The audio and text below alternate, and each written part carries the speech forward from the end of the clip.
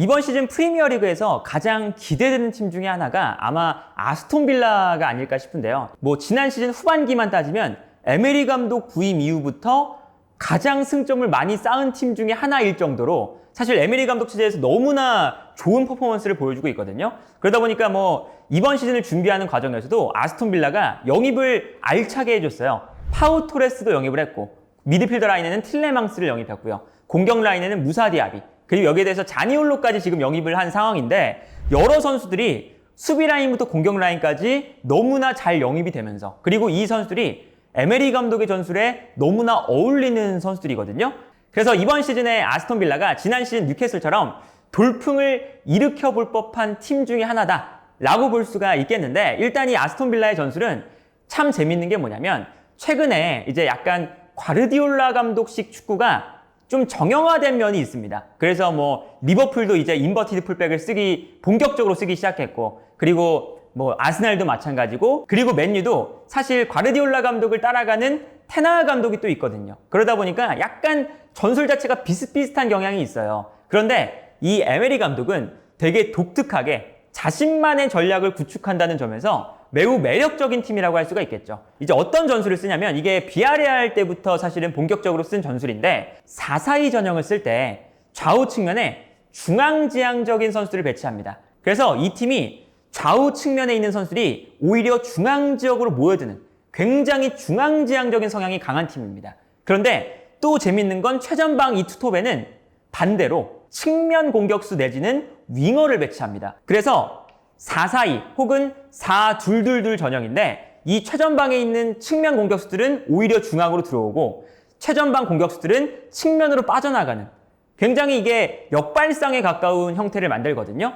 그러다 보니까 일단 수비할 때 이 에메리 감독의 축구의 특징은, 특히나 자신들보다 강팀을 만났을 때 정말 수비적으로 경기를 펼칠 때가 많습니다. 당연히 좌우 측면에 중앙지향적인 선수들이 많기 때문에 중앙 지역으로 모여들고요. 그러다 보니까 당연히 이 4-4-2 전형이 마치 옛날에 그 시메오네 감독이 이끌었던 아틀레티코 마드리드를 보는 것처럼 두 줄 수비가 완벽하게 갖추어진 좁은 전형을 만들거든요. 그리고 이렇게 안정적인 전략을 통해서 실점을 우선 하지 않고 여기서 볼을 끊어낸 다음에 역습을 날카롭게 가져가는 능력이 매우 출중한 팀이거든요. 그리고 거기서 이제 가장 인상적인 선수들이 좌우 측면에 있는 중앙지향적인 측면 미드필더들, 그리고 최전방에 있는 측면으로 나가는 성향이 강한 최전방 공격수들, 이 4명의 선수예요. 이 4명의 선수가 어떻게 움직이냐면, 예를 들어서 아스톤 빌라가 수비를 할 때 기본적으로 상대팀 수비가 높게 올라오고 있는 상황이다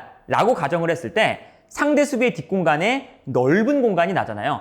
그런데 보통 이렇게 넓은 공간이 났을 때 상대 수비를 흔들어 놓으려면 수비를 분산시켜야 훨씬 더 역습의 효과가 더 효과적으로 나타나게 됩니다. 그러다 보니까 이 최전방 공격수 자리에 측면 공격수를 배치한 이유가 있거든요. 역습을 시작하는 순간 이 두 선수가 좌우 측면으로 달려나가요.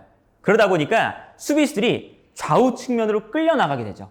그러면 끌려나가는 순간 좌우 측면 미드필더가 아까 말씀드린 것처럼 중앙 미드필더에 가까운 중앙지향적인 선수들이거든요.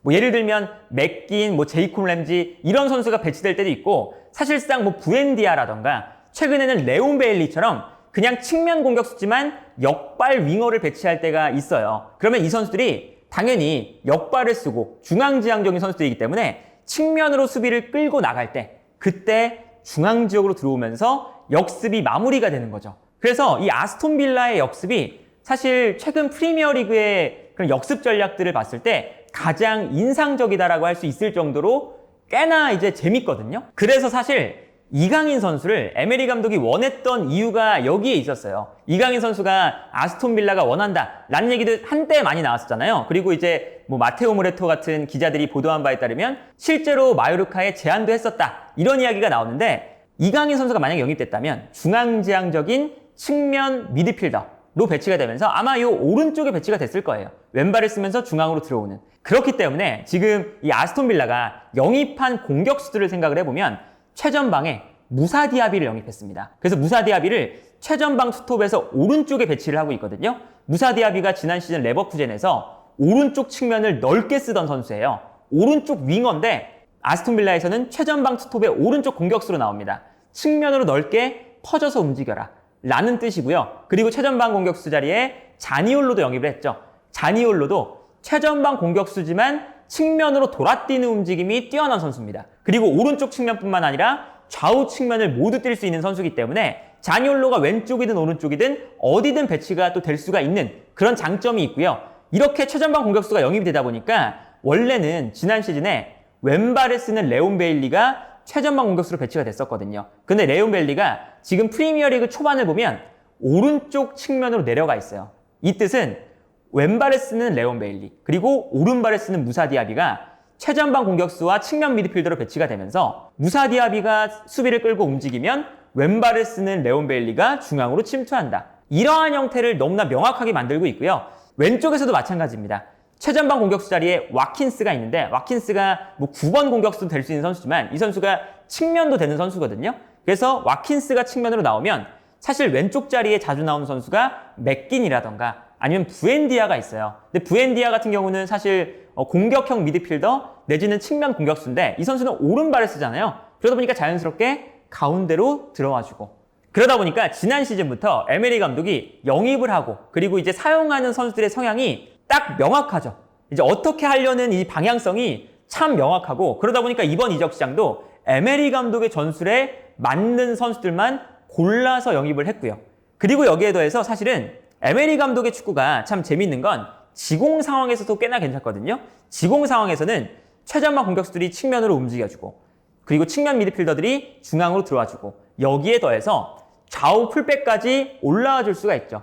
좌우 풀백도 오른쪽에 캐시, 왼쪽에 디뉴, 풀백들도 공격 가담이 프리미어리그 내에서도 꽤나 괜찮은 선수들이에요. 그러다 보니까 이 선수들까지 올라오게 되면 왼쪽에서 3명, 오른쪽에서 3명, 요 3명의 선수가 계속 스위칭을 가져가면서 상대 수비를 혼란스럽게 만듭니다. 와킨스가 빠져줄 때 순간적으로 부엔디아가 침투에 들어갈 수도 있고 뭐 상황에 따라서는 루카디뉴가 안쪽으로 들어오면서 안쪽 공간을 활용할 수도 있고요. 그리고 뭐 상황에 따라서는 디뉴가 올라오면서 수비를 끌어낼 때 와킨스가 움직여주거나 아니면 부엔디아가 침투에 들어가면서 또 다른 공간을 만들 수가 있고 그러니까 여러모로 이 왼쪽과 오른쪽 공간 요 좌우 측면 공격에 대한 그런 패턴 플레이를 에메리 감독이 지금 프리미어리그에서도 가장 잘 가져가는 감독 중에 하나다 라고 볼 수가 있겠고요. 그러다 보니까 이 에메리 감독의 장점은 선수들이 워낙에 방향성이 명확한 축구를 하다 보니까 선수들의 전술 이해도가 굉장히 높아요.